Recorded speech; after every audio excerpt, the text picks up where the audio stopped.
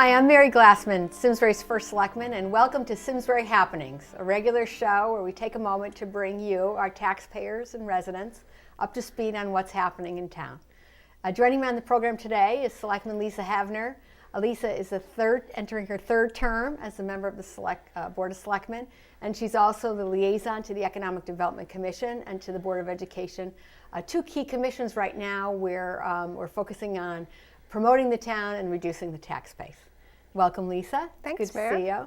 So I thought we'd spend the next 30 minutes talking about taxes, why taxpayers in Simsbury don't have to look forward to a tax increase for next year, and how we're spending their money. So thanks for being here. This has been a very busy and exciting budget process, and thought maybe you could share your perspectives on maybe why this year is different than the other budget years that you've been involved in. Well, I would say this year has been probably the most challenging budget I've worked on. It's my fifth budget working with you. And as you know, Mayor, you've led the way in keeping budgets flat for the past 6 years. 5 of them I've been with you on. And when you keep budgets flat over 5 years, you really cut down to a bare bones budget. So to look at this budget and again try to keep it as flat as we could this year was a significant challenge. And we heard during the election process how important it was to keep taxes flat or lower for our residents. So we set that as a priority. You set it as a priority, and the Board of Selectmen set it as a priority. And as you know, we're very proud to have accomplished a budget that we think will bring in a no mill rate increase. So let's work backwards. So May 6th will be the referendum. This is our taxpayers' chance to vote on the budgets, both the selectmen's budget and the education budget, and some capital projects as well, so we can talk about that. But let's, so it's important folks put that date on their calendar, and polls at Henry James will be open from 6 a.m. until 8 p.m. So please vote at Henry James on May 6th, Tuesday, on the budgets. But let's work backwards, Lisa. I think folks may be surprised to hear that we actually start working on the budget that goes to referendum back in December. And we're constantly working on the budget as we go forward. But in December, it starts with the staff and working to talk about what priorities we're setting for the next fiscal year, and really to take a look at how we've spent the funds that we've been given from our taxpayers over the last year. And it's, as you said, it's very challenging because we notice to provide quality services at reduced costs, it gets more and more difficult every year. Some of our costs increase. And once the Board of Selectmen, I make a recommendation and send it to the Board of Selectmen, that's where the public gets involved in talking about our services. But even before then, Mary, the staff makes a recommendation to Yes. you. And this year the staff came in with a recommendation to you at, I think it was 3.9, was that it? 3.9, just to hold us even at 3.9. And then you look at the budget and say, well, this time you said to them, this is not sustainable for our taxpayers, and you had them reduce it and then presented us a budget of 1.5% That's right. increase. So then it comes to the Board of Selectmen, and we prioritize our spending needs by must spends, which are legal obligations and core town services like roads and safety. Should spends, things we want to spend on, like short-term investments that will give us long-term gains, or short-term investments that will give us long-term savings. And then want to spends, which are new projects. This year, the Board of Selectmen did add back some money. Yes, I think that was the first time I can remember in recent that the Board of Selectmen actually voted to spend more money than was recommended. But I think that that was done only because of the significant savings, I think, in what we found to make up for that additional spending. That's right. If that was your impression. That absolutely. Our goal was not so much to look at the percent that we came in with, but what will that do to the taxes of the residents of Simsbury? And we did add some spending back. We added a full-time police officer as one of them, salt for the roads. We increased the salt expenditure. And part of the reason we were able to do that, even coming in at a 198, it's still a no tax increase. And that's an interesting concept because people don't understand you can come in with a budget increase at 198 and still have flat taxes. So Mary, you want to talk a little bit about how we're able to accomplish that? Yeah, thanks, Lisa. It's funny because when we talk about budgets, we always focus on the expenditure side.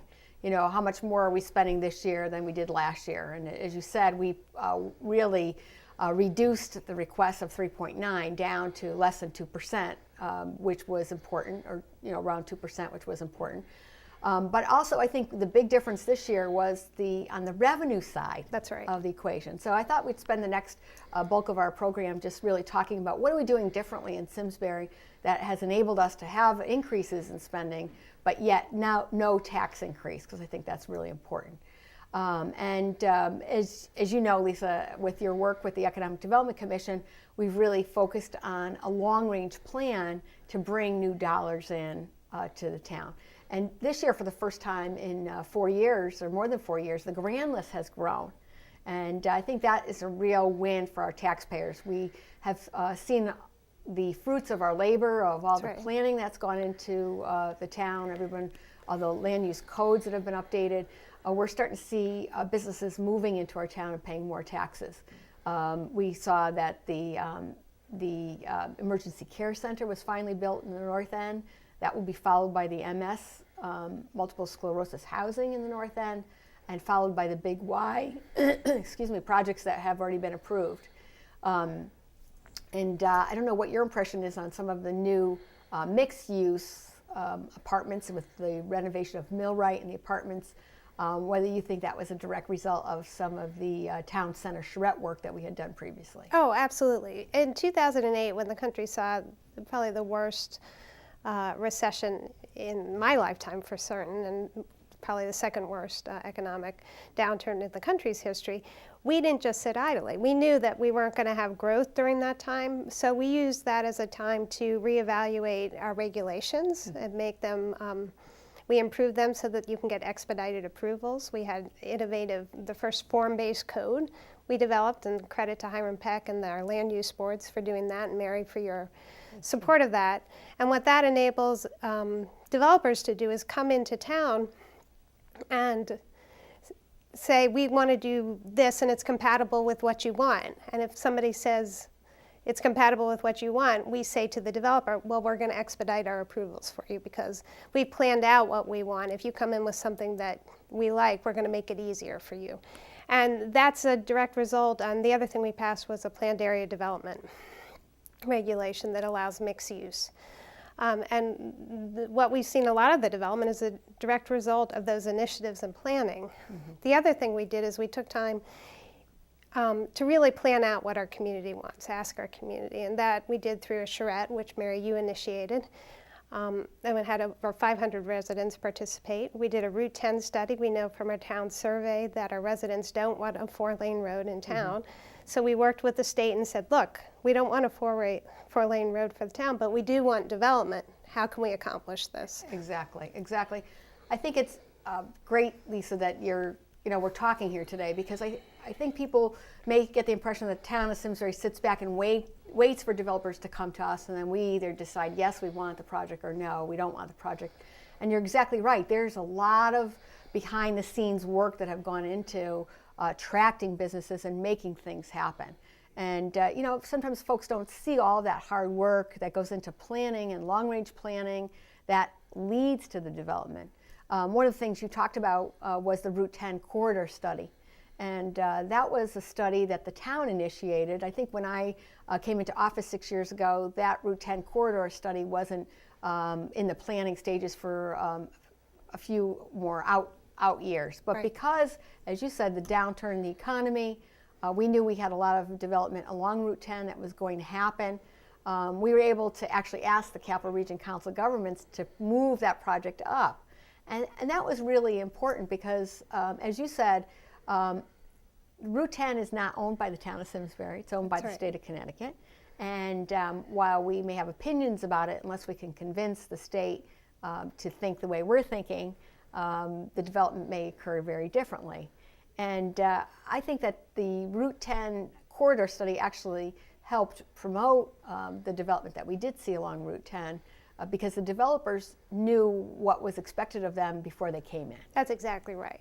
And any developer will view that as an asset because one of the biggest deterrents to developers not knowing whether a community will accept your project. And it doesn't make sense to put forward a project that in the end a community won't want. But we've laid it out so beautifully what this community wants that it does make it easier for developers to come in and say, oh, Simsbury wants this type of development, but not this type. Exactly. So they know what to, I mean, one of the things I think is sort of philosophically interesting is that when we think of economic development, it's usually done by private companies involved in private sales of land. And there's a limited amount to what towns can do.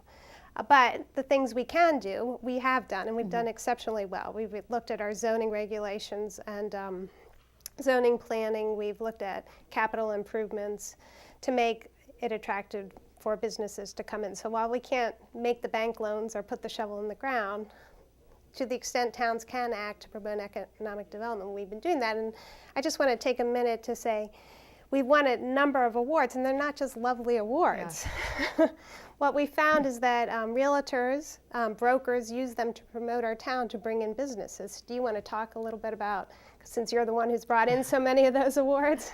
Well, thank you. I think it's a tribute to the town that we, I think awards are important because they are an outside objective benchmark of how we're doing. Right. And you know, Simsbury is very involved. Our residents are very involved. I think our strength is our community involvement and also planning ahead.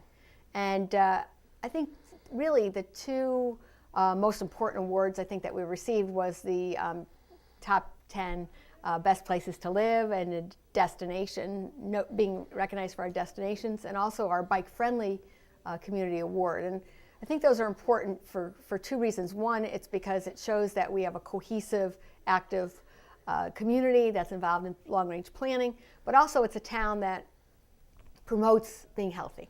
Right. And I think that is a really important component when private investment is looking for a place to locate. And I think one of the things that you talked about, Lisa, that we could focus on is even though private investment makes the decisions of where to locate, we can save time and money. Right. And those are the two things that a community that has its act together can do. One, time going through the process, streamlining the review process that we've done, having all staff sit at a table and meet with developers so they don't have to go from place to place and to drag out the process, I think has made Simsbury very attractive and saved a lot of time. And the fact that we've done our homework ahead of time has saved developers money. Again, the Route 10 corridor study, we did the hard work of coordinating the traffic pattern with Department of Transportation, and we can go to a developer and say, if you're interested, as we did with Big Y, if you're interested in coming here, here's how the traffic flow needs to work, and we've already checked that with the State Department of Transportation, right. And they think that's great as well. I think we should focus maybe a little bit on the downtown because you know, folks may think that Simsbury's downtown just happened by accident, and it really happened as a result of you know, the good decisions that the town has made historically, having the Simsbury Historic Society in the center of town, having Eno Memorial Hall in the center, that crown jewel in the center, but also things that we put in place to protect it. Such as the Simsbury Downtown Center charrette. So maybe you can talk about your experience in that process as well. Well, that was a wonderful process. It brought together, like I said, 500 residents and developers, planners, architects, landscape folks, and said, well, what do we want? And what can we put in place to preserve this? And one of the things that we did is we developed a form-based code, which I'm starting to get a little wonky technical, here. Right. But here's why it's important. Basically, it says we care about what downtown looks like. And we're going to be maybe a little flexible in what you put in there, but we care about the form of it. And I think a great example of that is the Starbucks that we have in downtown. It's a chain store, but it's in a beautiful building.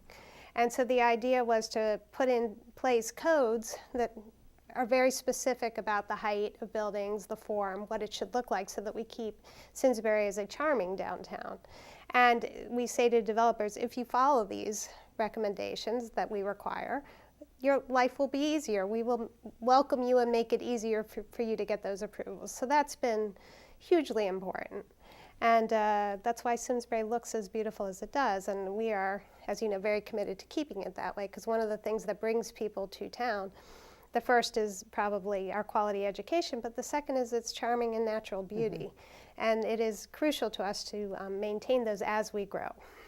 I think that's interesting. It's funny you mentioned height, addressing height in a code.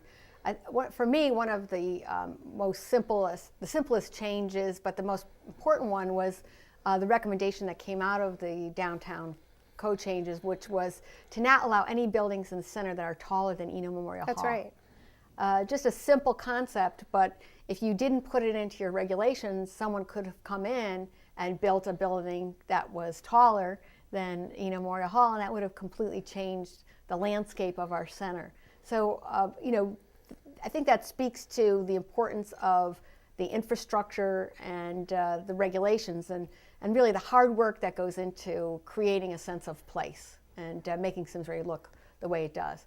But in addition to the regulations and the Route 10 corridor study and the downtown charrette process, those are the town process and regulations. But there's also a big initiative that is going on to promote and market the assets that we have in town. So I thought maybe we could spend a few minutes on about how we're not just taking the things that we've done that are attracting businesses and protecting the town, but we're now marketing the assets that we've created. And I know you're involved very closely with the Economic Development Commission on implementing the marketing study, and maybe folks don't really know about what that initiative involves. Well, the initiative came out of the Economic Development Committee recommendation to do a marketing analysis. And I brought, as the Economic Development Liaison, I actually brought it to you and requested that you put it in your first Selectman's budget, which you did because you immediately saw the value of that. So we have completed the marketing study analysis. And basically what that said is Simsbury has a tremendous amount of assets that we can use, and it talks about things that we can attract businesses, and one is advanced manufacturing like bioscience or green areas, hospitality, tourism, like performing arts, recreation, we're poised to that, and niche manufacturing or niche retailing, like small stores, and of course the financial and insurance industry as well.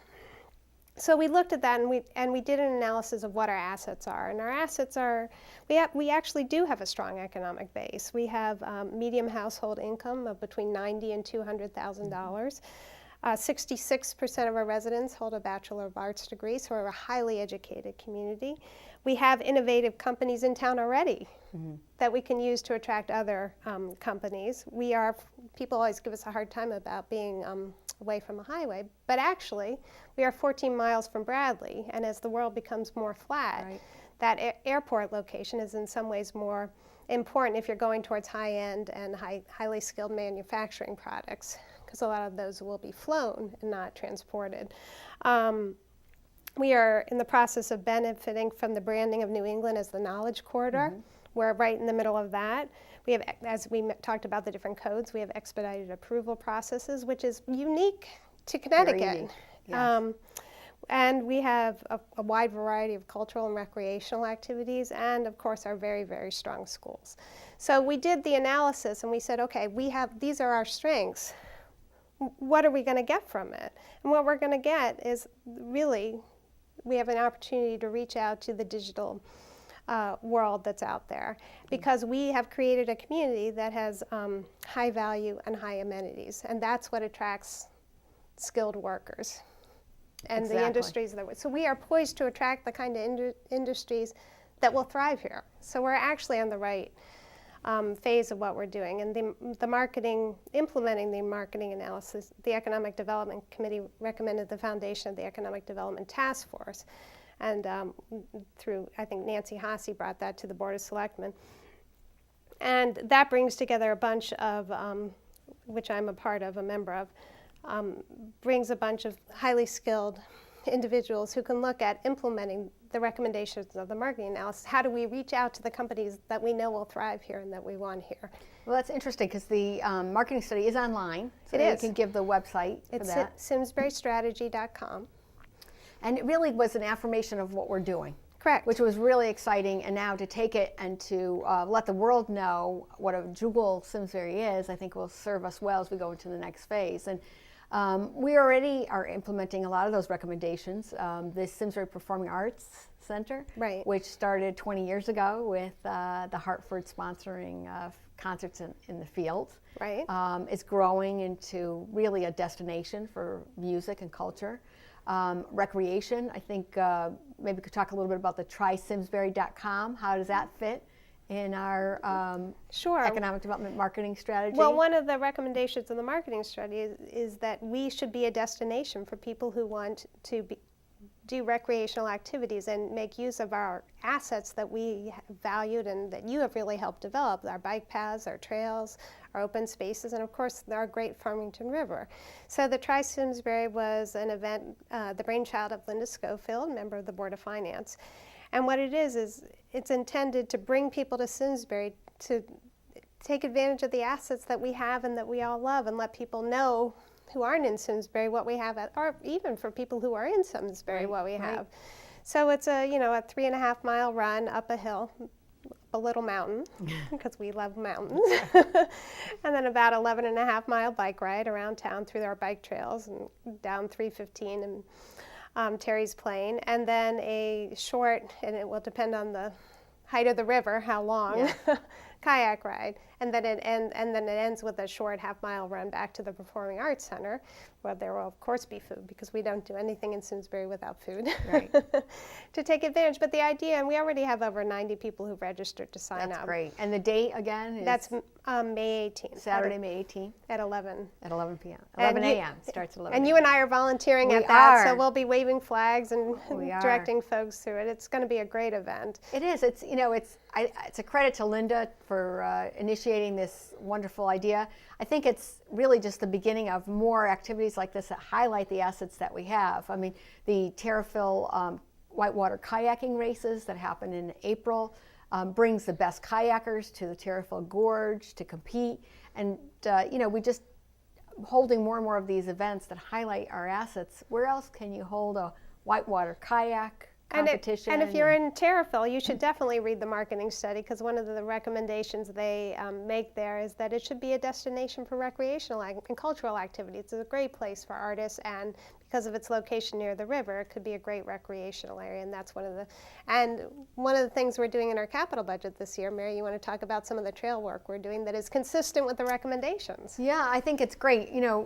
As you said, Lisa, people move here for the excellent education services, but also the beauty of our community, the fact that you can walk in the center of our town and get on a bike trail. And what we've really tried to do is make sure that we maintain the wonderful assets that we have. So a couple of the capital, going back to our original conversation about the referendum and the budget that will be presented to our taxpayers on May 6th, Tuesday, May 6th. We have a proposal to implement the Ethel Walker final piece, $1.1 million purchase, the third phase, which will allow us to extend our multi-use trails to allow horseback riding and walking and biking in the Ethel Walker trails. Also, our initiatives to maintain the bike trails, which will allow us to put a loop in the center of town to get some of the runners off of the bike paths, so that we have less traffic on our bike trails. Who would have known 20 years ago we'd have such traffic on the trails? It's a good problem to have. And to maintain the trails at the level we need to for our public safety. The other capital project that will go to the taxpayers will be the maintenance of our roads. Simsbury has had a very rough winter, and it's a credit to Tom Royer, Public Works Director, and his crew that we're able to maintain the roads at the level that we maintain them, which actually ultimately costs our taxpayers less money, because we've done studies that show if we maintain the roads at a certain level, they last longer and there's less cost associated with restoring them. And finally, some initiatives that will improve security at Squadron Line School. So those are the three key projects. I don't know, Lisa, very quickly, if you want to add to some of those capital projects, particularly the Squadron Line project. Sure, I'll start with the roads, because again, it's a result of our planning. We looked at long-term planning, and if you want to go on our website, if you go to the Department of Public Works, you can see the road maintenance plan and why it is we do what we do. Because there is an actual reason, and Exactly. we've done a tremendous analysis, and the analysis was done to save money over time. The Squadron Line initiative, as we all know, after Newtown, there was a heightened awareness of school safety issues, and one of the issues was out there both for Squadron Line and Henry James was the location of the front office in both schools that made it hard to have a visual contact at the beginning of entry. And so there will be changes made to the front offices to make entry more visible and more secure. Important projects. They are important projects, and we're obviously very pleased to support those. And I think it will improve the schools too, which again, when we think of capital improvements, it's really about economic investment in our assets. Exactly. And that's what we try and do to maintain them, bring them up to standard, so that they will remain attractive assets as we attract businesses and communications. Exactly. Well, we're just about out of time, so thank Really? you. Thank you for joining me today, and thank you for joining me on Simsbury Happenings. This is your town. There's a lot going on. It's important that you come out and vote on the referendum and the budget on May 6th, and we'd love to have you involved in town. Thanks for joining us here today.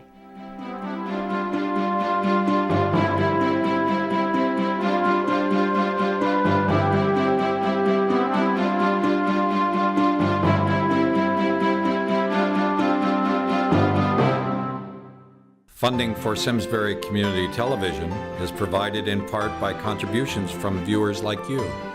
Thank you.